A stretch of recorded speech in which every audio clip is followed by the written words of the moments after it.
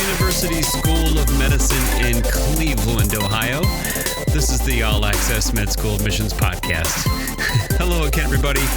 I'm your host, Christian Essman, and I'm the Senior Director of Admissions and Financial Aid here at CASE. Back in May, I hosted a webinar for the listeners of my show and was so thrilled to see so many attendees from across the United States and some other countries, which kind of blew my mind. I really enjoyed the opportunity to share with them more about our school. And then at the end, we had a really lively and fast-paced Q&A discussion, which was fun. I was trying to keep up with all the questions coming in and try to get to them all, but we didn't get to everyone. And at the end, so that was really fun.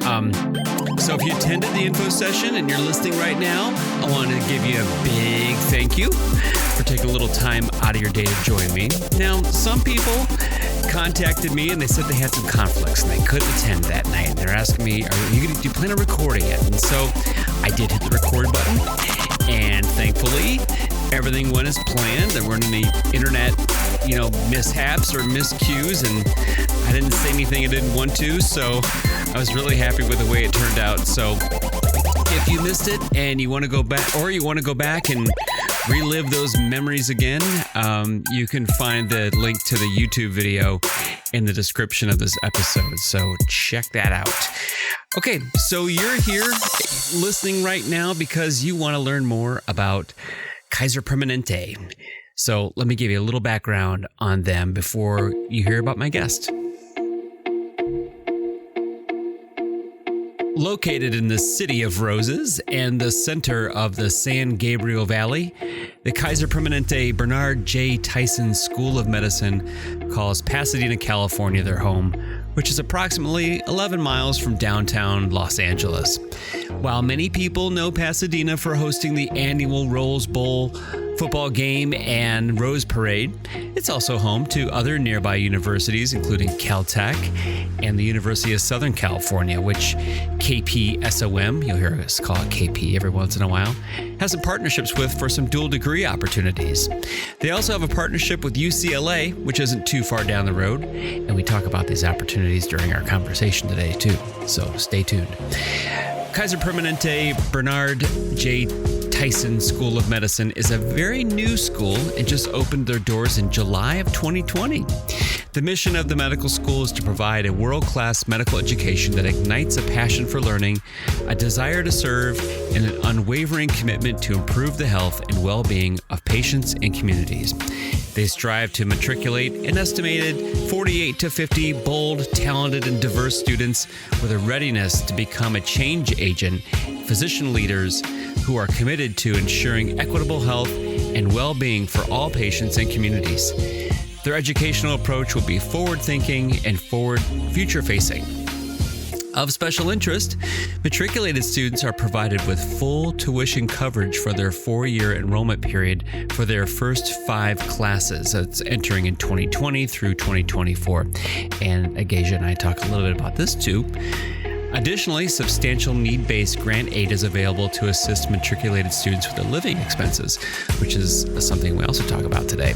KPSOM is a private institution and accepts applications from those outside of California, but they do not accept applications from international applicants, including Canadians. They do, however, accept applications from applicants with a DACA status, though. The school was recently named the 6th most diverse medical school in the nation and 2nd in California by U.S. News and World Report as part of the 2023 Best Medical School rankings. In 2021, Kaiser Permanente received approximately 11,587 applications, interviewed over 700 applicants for a class size of 50. 52% of that class were women, and 40% self-identified from groups underrepresented in medicine. Now, let me tell you a little bit about our guest today, Agasia Lanier. Agasia Lanier is an admissions counselor and recruitment coordinator with Kaiser Permanente Bernard J. Tyson School of Medicine. In these roles, Agasia guides and counsels prospective pre-medical school applicants through the admissions process, and she's responsible for creating the Office of Admissions recruitment strategy. She's also the staff advisor for the Admissions Ambassadors, which is a group of current students who participate in various activities with the Office of Admissions. Prior to joining Kaiser Permanente, Agasia worked as the Assistant Director for Nursing and Transfer Admission at Mount St. Mary's University, MSMU, it's sometimes called, there in Los Angeles as well. In this role, Agasia guided and counseled prospective nursing applicants through the admissions process. She also supervised a small team of transfer admissions counselors. Agasia graduated from Mount St. Mary's University in Los Angeles with a degree in a Bachelor of Arts in Business Administration with an emphasis in management. She also holds a Master of Education in Higher Education from Abilene Christian University, located in Abilene, Texas. Agasia earned yet another degree with a Master of Science degree in Counseling Psychology at Mount St. Mary's University. So as you'll hear, she is a delight to talk with, and I hope you get to meet her someday too. And you'll hear how you can do that near the end of our conversation. So here we go. Hi, Agasia. Thanks so much for joining me today. I'm really thrilled. I can't tell you how many people, listeners, have texted me or emailed me and said, please get Kaiser Permanente on if you can. And so this is a big win for me. This is a big get. So thanks for being here. You're welcome. Thank you for having me. So before we get into everything about your medical school, I like to kind of hear more about the people behind the curtain, the admissions curtain. And so a minute ago, before we hit record, you were kind of telling me that you've been there. Kaiser is a baby school, and it's relatively new, but you've been there since really from the ground up. Like you're telling me, like you started there when there was a hole in the ground as far as the building goes. So how did you wind up there, and how did you wind up in admissions, and what do you like about it? Oh my goodness. Well, let's start off how I wound up in admissions. Actually, that's something that most people wouldn't know about me by looking at me. I've been in higher education for about 16 years now. And I didn't start off in admissions. I started off in academic advising. Oh. So my first real job in higher education was with Long Beach State as an academic advisor. And I did that for about 3 years, and then wanted to try something else. So I tried my hand in admissions and went to my alma mater, Mount St. Mary's University, shout out, and started in nursing admissions. And I did that for about 8 years. As the assistant director for nursing admissions, and loved every minute of it. Nursing is a very interesting process, but no different from this process as well. Right. And that is how I got started in higher ed. Getting into this position, I actually got an email from LinkedIn about this position that I have now. And I actually ignored it. And I had two other colleagues come to me and say, I saw this position on LinkedIn and I think like this is perfect for you. You should apply. And I'm like, I'm not even looking for a job. Like I work for I'm good. But I was like, why not? It's Kaiser Permanente. And honestly, my mother, her younger sister, my great aunt, they all retired from Kaiser Permanente. So I'm very well versed with Kaiser Permanente. Literally grew up within the system and had great doctors. And I said, that would be really cool to be a part of destiny kind of reaching out to you and saying, I think so. Come to Kaiser. So few interviews. It was a few interviews. Yeah. And next thing I know, I'm here. Yeah. Yeah. Oh man, that's cool. What a great story. So we were talking before, you're a lifelong Californian. What do you do for fun? What do you call fun and at home there? Fun right now, I think because, just coming out of COVID and the mandates are a little harder in California than in other places. Just trying to reconnect with life outside my apartment. So I like to really spend time with family. Yeah. I think it's the little things that I'm enjoying now. Just spending time with family. I love movies. I love going to the movies. That's something I think we took for granted. Right. Yeah. I love sports. I love watching football, basketball, you name it. Right now, Are you Rams or Chargers? Oh, Rams, the world champion, Super Bowl champion Rams. Yeah. That stadium is amazing. Beautiful. It is a beautiful stadium. Yeah. And long time, I would say, born and raised a Laker fan. I just saw LeBron James and the Lakers last night here in Cleveland. And I think they won that game. Did they win? I think they did. Yeah, I think they did. But anyway. It's been a rough year. It's been a rough season. But anyway, LeBron was back home. His mom was there. You know, I'm still, the guy brought us a trophy. So he's still good in my book. We're just loaning him to you for a while.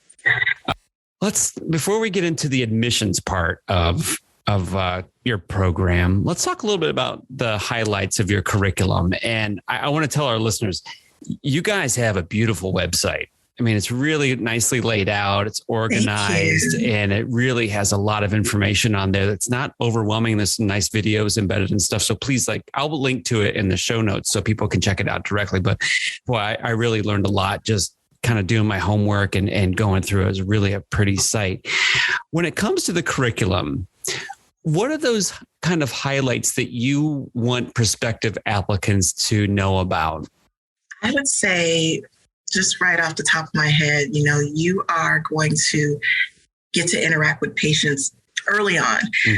You are literally going to be in the clinical setting week 3 of your schooling.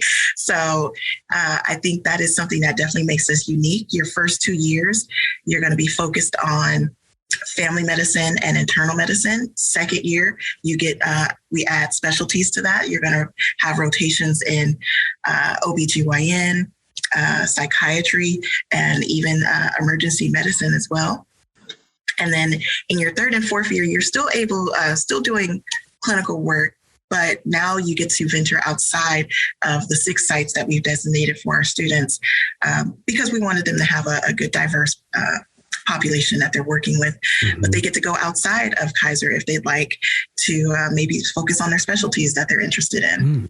So I think that's one big thing. Another big thing about our curriculum is our students are learning anatomy with virtual reality and simulation. And we do not have a cadaver lab. And that is unique to our school. Yeah. So that is something that it is a beautiful, it's called the Anatomy Resource Center. And every time I go, there's always something amazing to see. But, I think students learning and using technology that they're probably going to use when they get out into the real world, I think that is a really good benefit for our future graduates. Yeah. Can I interrupt you for a second? I will tell you that there is a section on Kaiser's website about the anatomy curriculum. And there's a video in there and it kind of shows you this resource center that Agasia's talking about. And it's cool. And there's, from what I saw, it's almost, have you ever seen that? There's that exhibit called Body Worlds. It's plasticized, humans that have donated their bodies to this. And it looks like those Body Worlds people in your resource center. Is that kind of like what that is? That is exactly what it is. No kidding.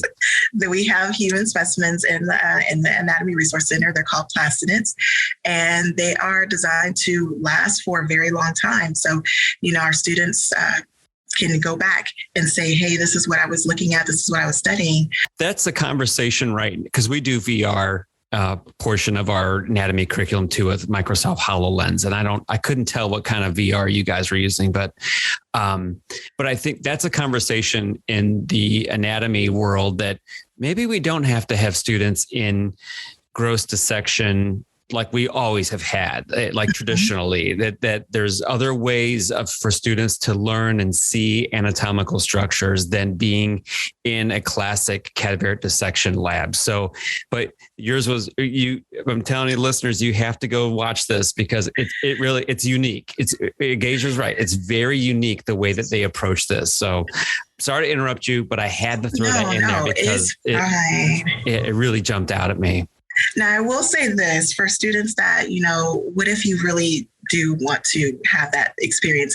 We have so many different institutions that we're connected with. For example, Caltech is literally a mile away from us, and we actually have an MD PhD program with Caltech. If you need to do work or you want to do research and you want to use a wet lab, we have all those resources available. So it's there. But that is something I wanted to make sure students know. And I also saw you also have a partnership with UCLA and USC for master's programs too, right? Yes, we do. So that's one of the benefits of kind of being in that greater Los Angeles area and having those big universities partners nearby. So I that jumped out at me as well. So we just kind of jumped into this to talk about the curriculum, but I didn't mention that it's called Inspire.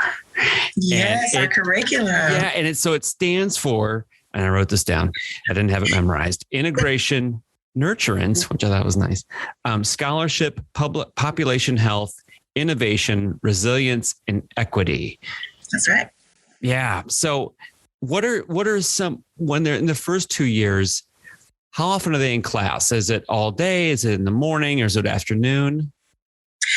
I would say it is mostly in the morning. You're in class. Afternoons, that is usually reserved for their personal time, or maybe they're studying, or maybe they're meeting with their affinity groups, things like that. But mostly your labs, your discussion, all those classes are going to be in the morning setting. Yeah, and it seemed to be a lot of case-based learning. Is that accurate? It is case-based. We will actually tell you that we do not have lectures. You are going to be studying in a case-based format. You will receive a case. You get together with your group, which is usually about 8 to 10 students. And you discuss your case with your facilitator or your professor, and you have pre-work. So you are expected to come in ready to work. So I think sometimes, because we do a lot of small group case-based learning too, and I try to emphasize, and I bet you guys do too, that if you like lecture style and you're saying we don't have lectures here. So I think it's kind of buyer beware. You should know if you don't like small group learning, that's all you have. Yeah. And this is why I tell, students all the time, you need to be aware of the curriculum of the schools that you're looking at. If you're not a small group kind of person, this may not be a good fit. Yeah. Yep. So, and that's okay. I mean, that's why there's 140 plus med schools out there. Exactly. We're not trying to, get you into one place that you might not be a good fit for because of the way you prefer to learn. Okay. So another common question that we get, Agasia, from prospective applicants is, how do they get involved in research at your school? So what does that look like? So every student is required to complete a scholarly project in order to graduate. You actually will start thinking about your topics in your first year.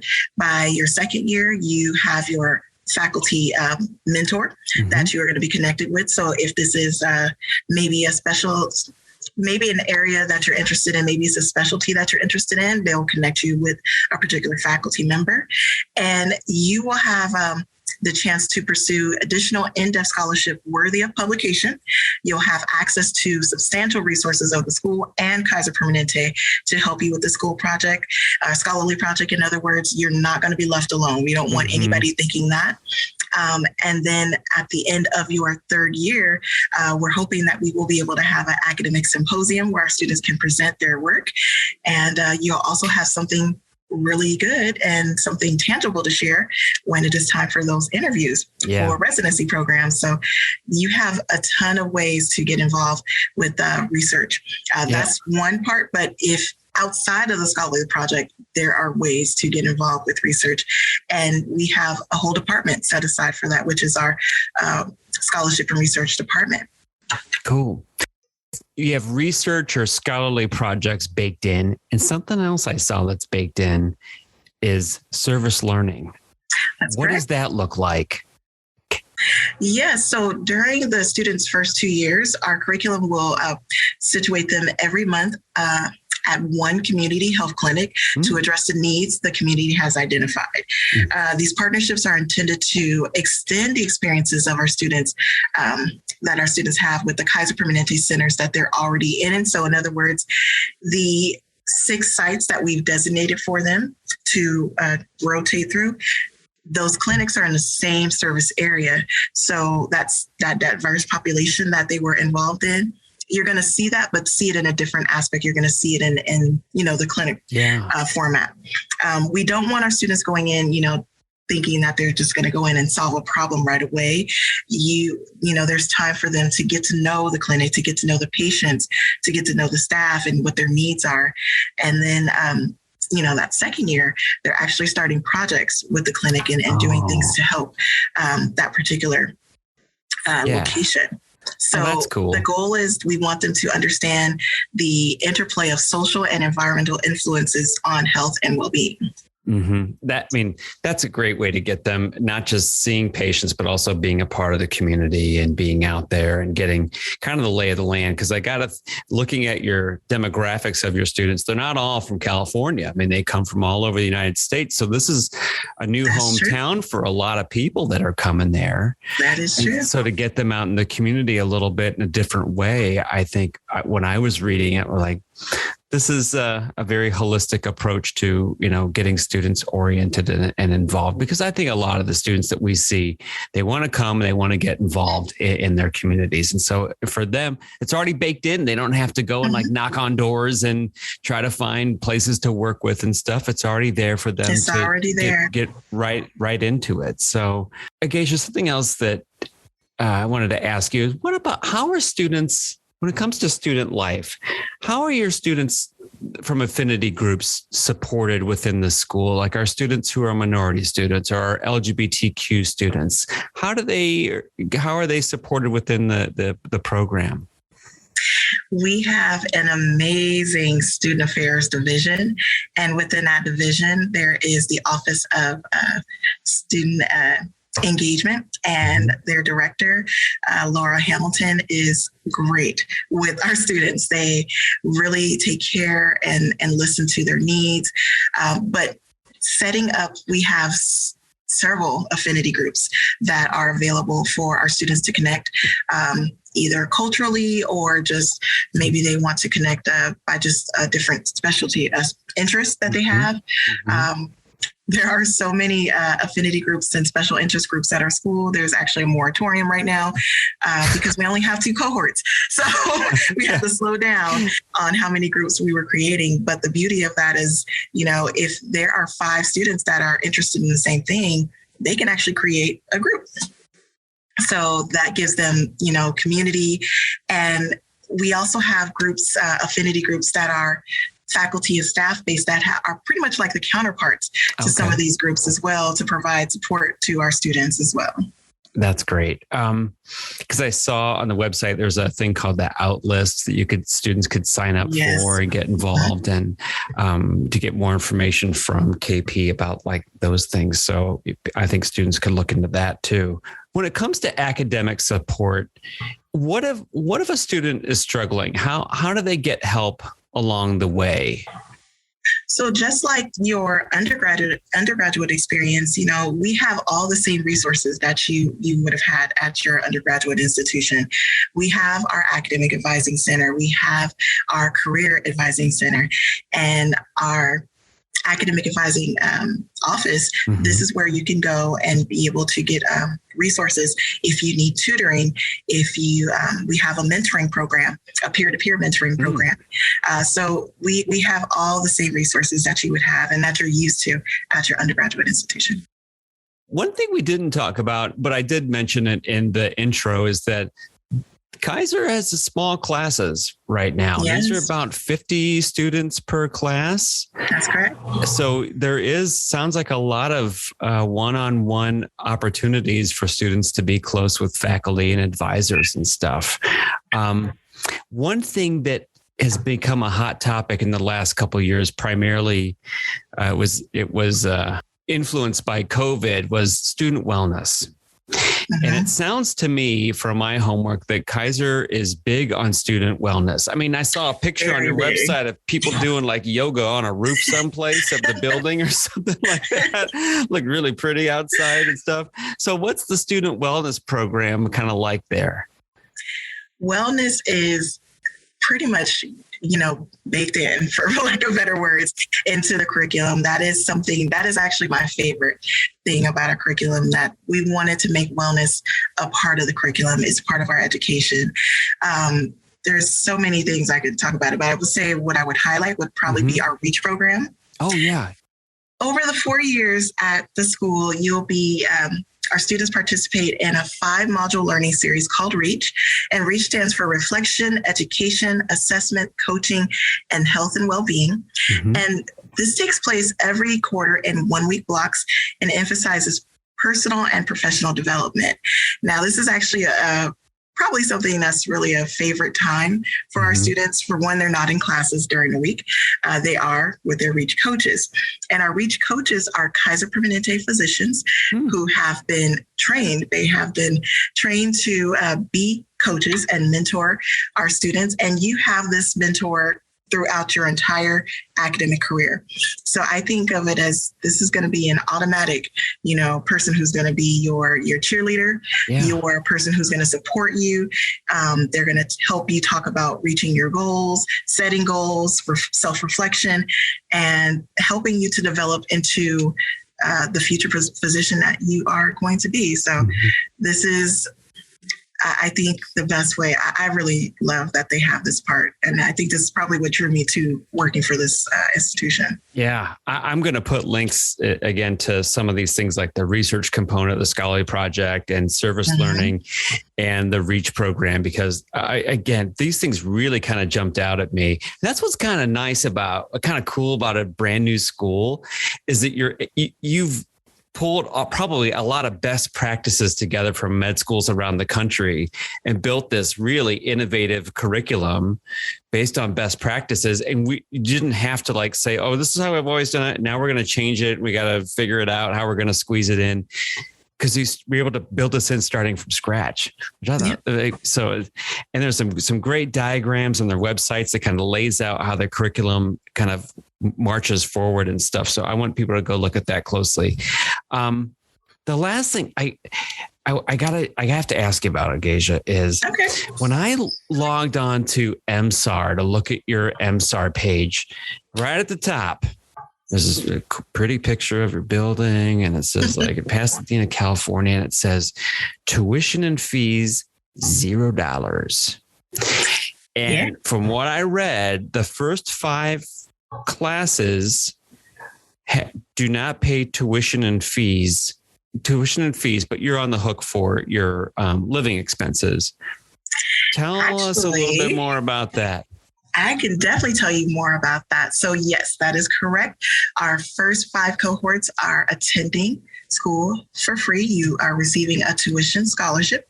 So yes, all your tuition and fees are waived. Now, when it comes to living expenses, we actually have grants available for students to apply for to cover living expenses as well.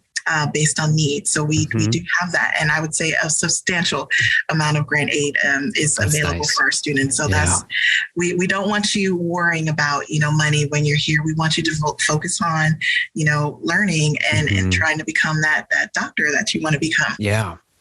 And not only is it the tuition waived, the students are also receiving free healthcare as well. I thought that was great. I mean, you're Kaiser Permanente. Exactly. Why? And I was like, oh, that makes so much sense. Give them health insurance, and really, you gotta be really healthy high in order quality to health study. insurance too. Right. Oh, I was like, oh my gosh, that's brilliant. Wow, what a great deal. So, what's the time frame for this tuition waiver? So 2024 is supposed to be the last class that will have this tuition waiver. However, I will say there has been discussion. Many people would really like to see this continue beyond 2024. So that is in the works. Let's say to be continued. To be continued. Yeah. Yeah. Oh, that's great. I mean, I have to believe that's why I saw how many applications you got last year was around 11,000. Maybe that has something to do with it too. You would think it would.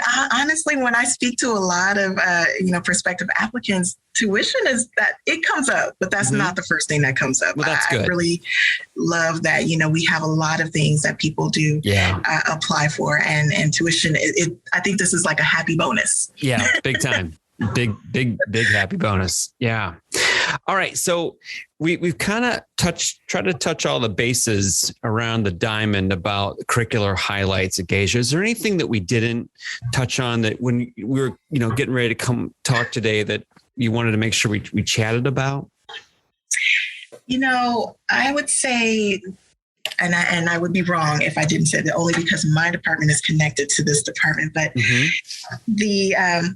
the school was founded to change medicine for the better, and it is why equity, inclusion, and diversity is central to organizing our principles and how we approach the design of the entire medical school.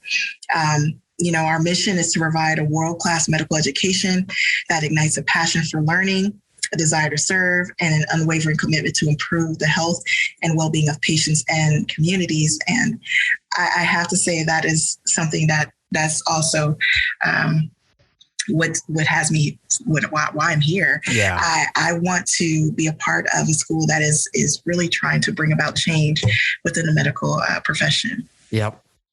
Well, it sounds like they're putting their money where their mouth is. I mean, really, I mean, it's not just, window dressing. Their mission statement it means a lot. So, all right, let's switch gears here. Let's put on our admissions hats. And I got to tell you, I think you're the first school that I've met with that does not require organic chemistry or biochemistry. And in fact, there's a requirement for a behavioral or social science course and a humanities course. Yes. Not OChem and biochem. Tell us why. Like, this is so against the grain. I would say, honestly, our requirements are somewhat similar. It's not that it's not there and we're not looking for it. We know that you're most likely going to take have the MCAT, right? You need it for the MCAT, but we're not going to require it. I think we feel like you will have enough foundation with either general chem. We recommend it. It is a recommended course, but it is not a requirement. So we're not worried. We're pretty confident we get the students, and they are amazing students that we have so far. Yeah, it's kind of like you have to take these classes in preparation for the MCAT, but you don't care how you get there, whether it's one semester of OChem or you take two, or your school's on quarters, or you take one quarter semester of biochem. You have to have that language under your belt to do well on the MCAT. But I do think that's pretty cool that you require a social science and you require a humanities course. And I think that really speaks to your approach to your holistic review process for applicants. And I liked, this comes up in every conversation I have with people, like, we do holistic review. And I know that kind of frustrates applicants sometimes because it seems kind of nebulous, but everybody does it a little bit differently. But your sites come out and say, we do value academics. Like, that's important to us, but so is everything else. And that's true. And I thought that was great that you come out and say that everything else is important too. So tell us what you got. 11,000+ applications last year. Was it kind of that high this year for 2022-ish? Was it in pretty the close? Neighborhood? Yeah. Yeah. Pretty close. And we're going to publish that in probably about late June. That'll come out, but we were pretty close. Yeah. And you interview close to 700 people-ish or so, a little over 700. Yeah, a little over 700. Can you talk about maybe What do you think kind of distinguishes somebody in the application pool that's gets one of those interview slots? So we definitely are looking for applicants who are excellent critical thinkers. Mm-hmm. We want, someone who is mature and adaptable. Mm-hmm. You need to have a desire to serve, to thrive in a diverse and inclusive environment. I think that's important. Mm-hmm. Also, you have to demonstrate humility as well as a commitment to leadership and advocacy. You need to value coaching and small group learning. We talked about that earlier. Mm-hmm. Mm-hmm. You have to be a good team player, appreciate an experiential curriculum, and demonstrate a desire to become lifelong learners. Those are all I could go on, but I would say those are the box. I mean, if you're checking boxes, the things you just mentioned there tie back to their curriculum. Yeah. Right. I mean, because you said, for Reach, you get a coach. And so you got to be coachable. And I think what we mean by that, what you might mean by that is do you take advice? Do you exactly? How do you take feedback? Are you self-reflective? And do you have humility to say, you know what, I'm not perfect. There's some things I got to work on. And I think those are when she's saying those things, they're tying stuff back to what they value and that makes students successful in their curriculum. Exactly. You got to be mature and adaptable. Yeah. Yeah. Adaptable. How do you deal with ambiguity? Right. Are you, if you your person that kind of maps out your entire day or your entire life, and then all of a sudden it goes, how do you handle that? Because when you're a physician, your day is not going to always go the way you had planned. So how do you kind of handle sometimes some of that ambiguity? So I think being adaptable is a really key point there. So I guess applicants kind of demonstrate that through their experiences, right? And maybe through their writing, right? Through their writing, we see that in their activities that they're writing about. Mm-hmm. Honestly, when we're asking you, why do you want to become a physician? That should be seen in your personal statement and in your activities. It should be throughout your application. Yeah. Yeah. Just oozing all over the place. I mean, yeah. So I'm trying to help our listeners kind of, when you hear schools say those kind of things, these are the things that we value, it really comes out then in your writing. Because this is how you tell us or tell them that you have done some of these things, how you've demonstrated them. And because I get that question a lot too, what helps the student stand out in the application process? I'm well, if you think about it, you and I were on a panel a couple weeks ago, and I was on a panel a week later with another group, and it was with med students. And I'm somebody asked what makes us applicants stand out in the process? I'm well, let's ask these med students. How many of you shadowed? They all raise their hand. How many of you volunteered in the community? They all raise their hand. How many of you involved in research? They all raise their hand. How many of you, there's a lot of things that pre-meds do that are similar. So what makes you stand out is, I think, how you write about them, because that then informs us, you, me, that what you've taken away from these and then how it might match into our curricular spaces. So that's how I think sometimes when you were saying earlier too, read mission statements, read their vision statements. This is what kind of is tying into what they're looking for in their applicants. What do you guys think about virtual shadowing experiences? I saw that you guys recommend them too. What's been your opinion on those? I think we've been seeing those quite more frequently these last year or two. Definitely been seeing this more frequently. And, honestly, we're fine with it. We know that COVID kind of gave us that curveball no one was expecting. Sure. And I think I was really just amazed at the opportunities that popped up after the fact. It didn't stop students from, okay, well, I guess I can't shadow.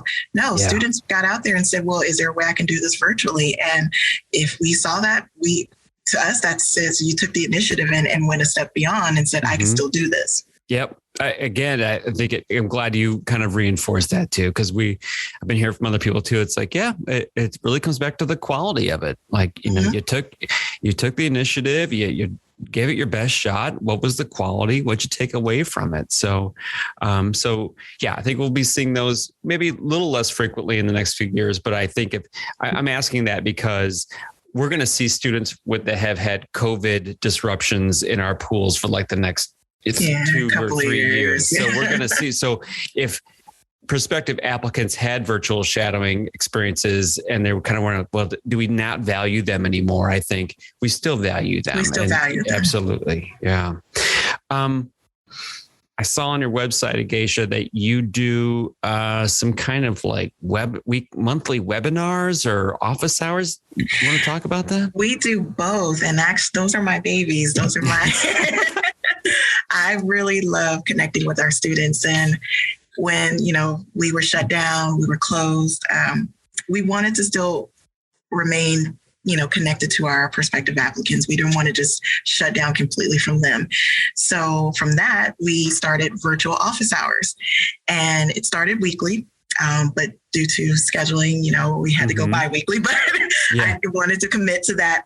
And every other Wednesday from 11 to 12 p.m. Pacific Standard Time, we connect, and I started seeing more people join. I started seeing, the same people will come back.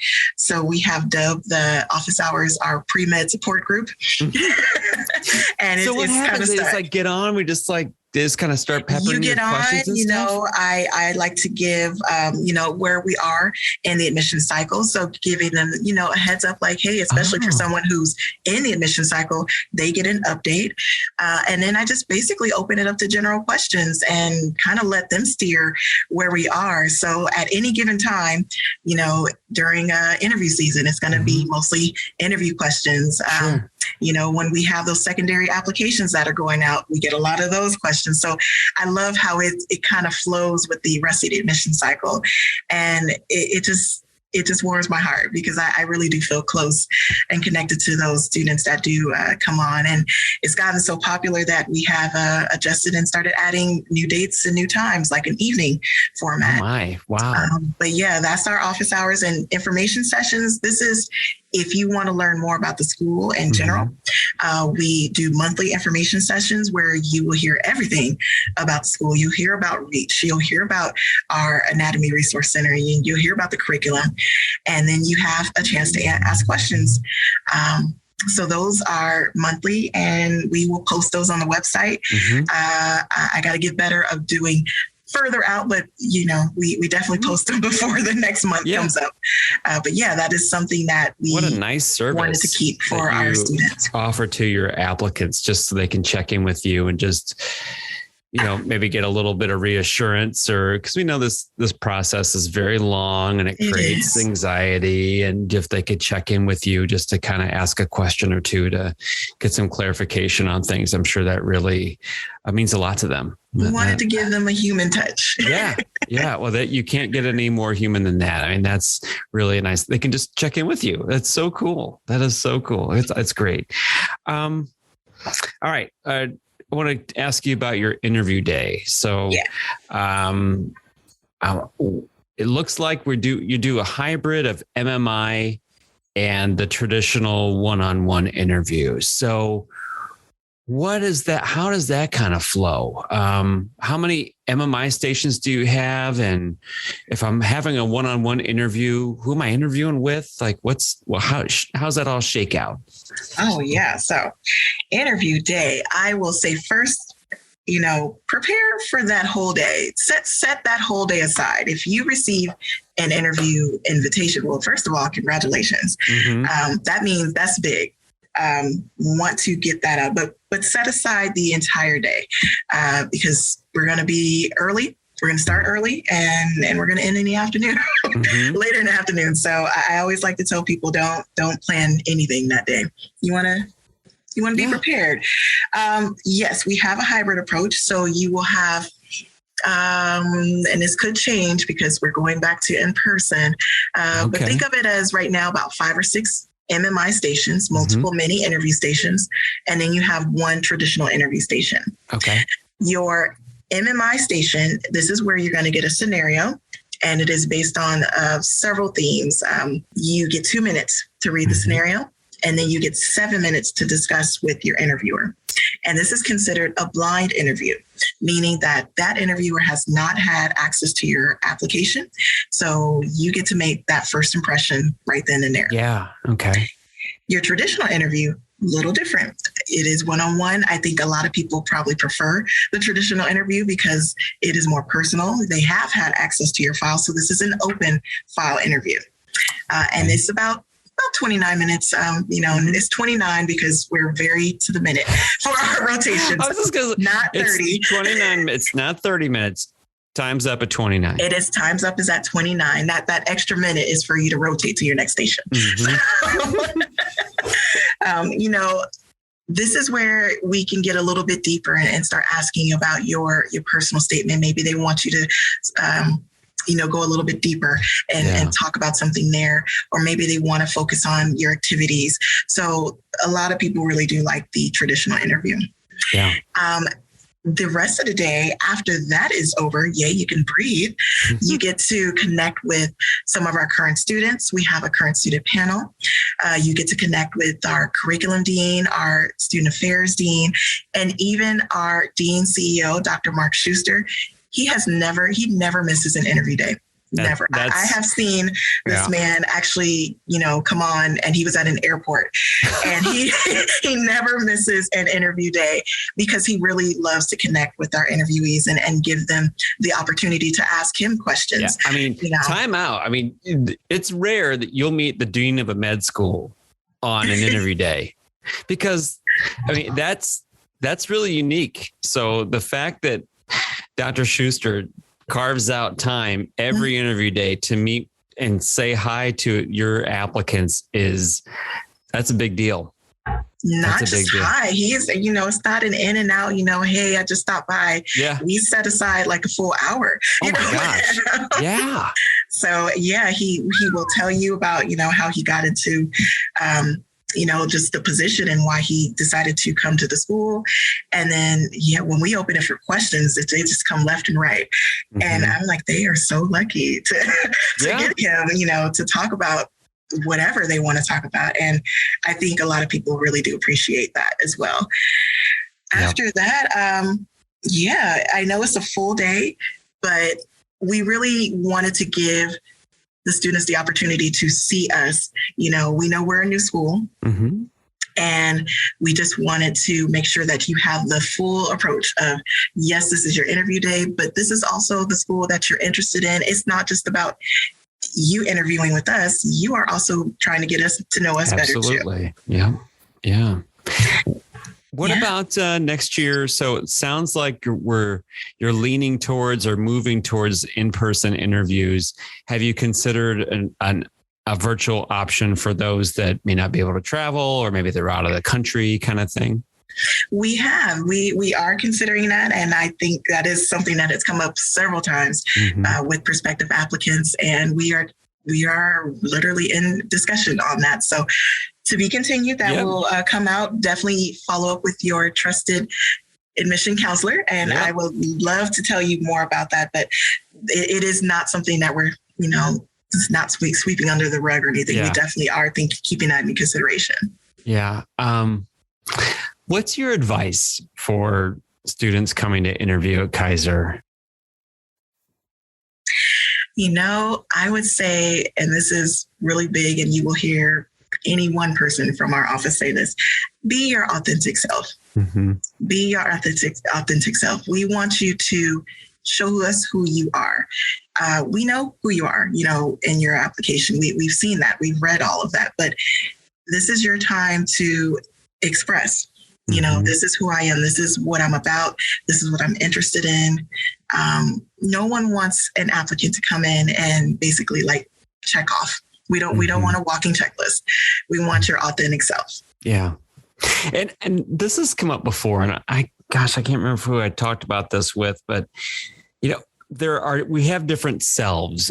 So don't bring 5 o'clock on Friday self, no. but bring that level of professionalism self, but also, not like you're not stiff as a board self kind of professionalism, but like, who you are and how you want to project and how you want to be seen by professionals on an interview day. And because, we're all doing this. We're trying to imagine putting you in front of patients. Exactly. And how are patients going to react to you? And so that's important. And so they're stressful days. There's no doubt about it. Right? It is a stressful day, but we do everything we can to try to make you feel comfortable.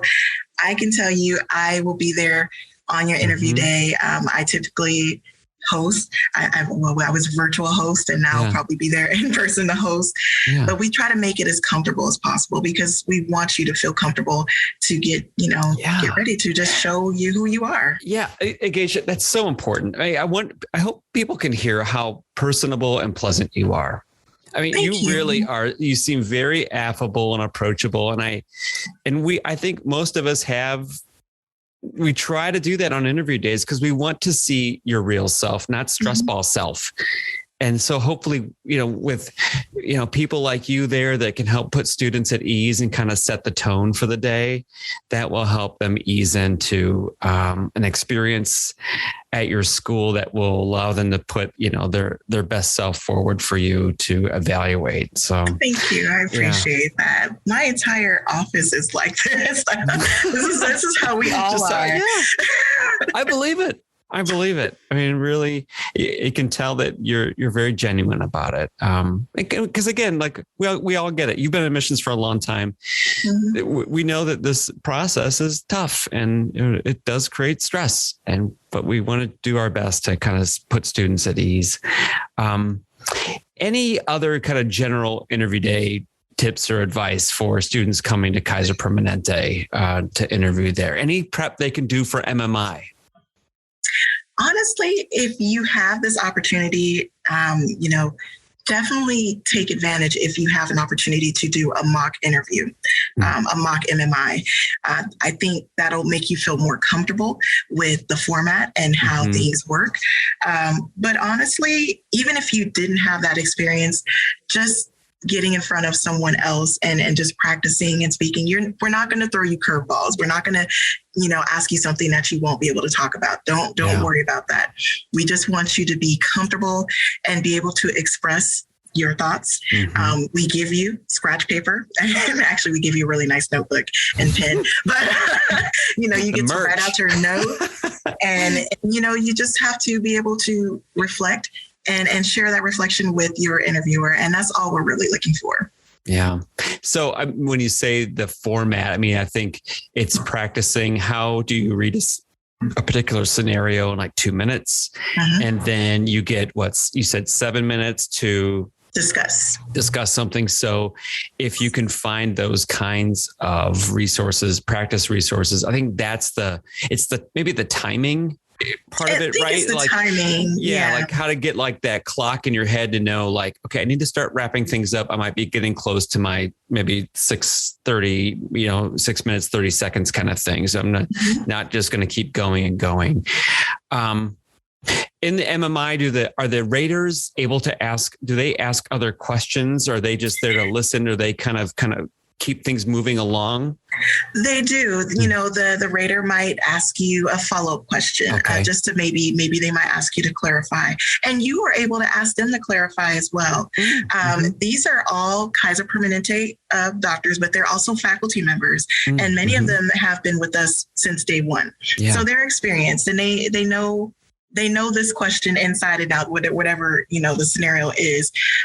So they're friendly. We made sure we got the best interviewers for you. But yeah, they can follow up with questions. They can ask you questions. You can ask them questions, and, you will be able to see your timing. It's a dialogue. That's what they're looking for. So I guess I'm glad I asked that because I don't want listeners to think like, okay, I get 2 minutes, then I have 7 minutes to give a 7-minute speech. Don't do that. Something. No. It's a dialogue. It's a dialogue. It is. Yeah. Okay. That's good. I think that should be reassuring to people too. Like they don't have to come up with something they need to talk about for 5+ minutes. So we do interview day, and we're kind of rounding things off here. We go to admissions committee. How often do you put acceptances out? So acceptances began rolling out in October, mid-October. Mm-hmm. And we are a rolling basis institution. So we're still sending out admission decisions now. Mm-hmm. And that will continue for a while. But yeah, we are, it's done in small batches. Yep. But I give a small class. So you're probably just doing, you're putting out there as you can. Do you do alternate list or wait lists? Yes, we do. Okay. What if I'm on the wait list? What do you want to hear from me? Do you want to hear my love letters to Kaiser Permanente? Or are you like, hey, we're good. We know you're interested. I'm so glad you brought that up. That is another big question. So we always get the question of, do you accept letters of interest or letters of intent or updates? Updates are big. Yes, but only if you have interviewed. Okay. So if you have interviewed, you can send your updates. You can send your letters of interest or intent. Mm-hmm. If we were taking updates and those letters, that would be my job. Oh my gosh. That would be my job all day. And it's not that we don't want it. It's just, it's going to be more pertinent, especially when we have you in the interview pool. You're a candidate at that point. We want you to update. I'm hoping you will have an update at that point. You probably applied back in July. Yeah. It might be September, so I'm hoping something's changed. But only if we have invited you for interview, send that update. For the prospective applicants out there, you don't know this yet, but once you start filling out AMCAS, you will quickly realize the depth and breadth of that application. And that's what we get to read then. And so if we were to, like Agasia said, we're the same way at Case, like we don't take updates unless you're invited for an interview, because we were open up those floodgates and people were updating, adding documents and stuff. It's already a deep application. And then we got to go look at your 3 updates and things like I think we have enough information in that application to render an interview decision. Mm-hmm. Then we can, and then as we kind of bring people in for interviews, then we can have correspondence that way. But so you guys are okay if after I interview, I stay in touch with you and very okay. If I wind up on the alternate list or wait list, I'm like, hey, I'm your guy ready to come to Pasadena, tomorrow if you need me, kind of thing. You're okay with that? I want you to do that. I want you to stay in touch after you've interviewed. We give you our contact information. I don't think people use it enough. Does it get uncomfortable if I come to your office hour sessions and does that okay? Or is that too much? No, that's why we have them. Okay. So my office hours, we have students that are thinking about applying. We have students that are in the applicant pool. And then sometimes we have people who have interviewed. And it's really a beautiful mix of students because they all get to share their experiences with each other, which is why we call it the pre-med support group. Oh, good. I'm glad I asked that. That's then again, clarifying stuff for your applicants that they know that, hey, if they find themselves, on waiting right now, like, hey, check in. See if there's any other questions, that have come up since then. But I'll put links into the notes for the description for that page where you have these upcoming office hour pre-med support group chats with you, because again, another unique thing about your school that I don't see too many places. Well, I think that kind of brings us through all our little chapters here of Kaiser Permanente. Is there anything that we haven't, that we didn't talk about? I think we talked about everything. Yeah, I think we kind of didn't leave too many stones unturned. And if we didn't, that's, we always want you to just reach out. Always come to the school first. I know there's a lot of resources that you have. I'm not going to say this particular location or what I'm speaking of, but if you're not sure and you have a question, reach out directly to the school. Mm-hmm. It's okay. That's what we're here for. That's what they pay me for, you guys. Right? Please do that. I would rather you have the right information than you going off of something else that's not right and not having the results that you want. So that's what we do. Come to us, email us. You can come to the virtual office hours. You can come to the information sessions, and we'll be here to help you. There's your invitation, folks. It's right there. She just put it on a big, juicy platter and handed it to you. So you don't hear that too many places. So, Agasia, thank you so much. I think it's gonna about do it for our talk today. But great info. I really appreciate your time, and thanks for being a part of this project. Thank you, and thank you to all your listeners who actually requested us to be on your podcast. I honestly was not aware of it. I'm aware of it now. It's big, and I'm so excited. I told my dean of admissions when we got this, I got the request to do this. I said, funny, a few years ago when we first started, people weren't responding to my emails or my phone calls to come and recruit, and look at where we are now. Yeah. Well, I'm so happy to add it to the list, and I know there's a lot of people that we're excited to hear from you. So thanks again, Agasia, and I can't wait to see you sometime on another panel or in person at another meeting in the future. I can't wait. Maybe I'll sneak into one of your office hour things. You should. I really love when advisors and other admission people come on, because you can vouch. Like, pre-med advisors should come to that too. They really should. Yeah. Oh, okay. All right, there you go. Because pre-med advisors listen to this too. Yep. Jump on. Jump on. All right. I'll see you around the block. See you soon.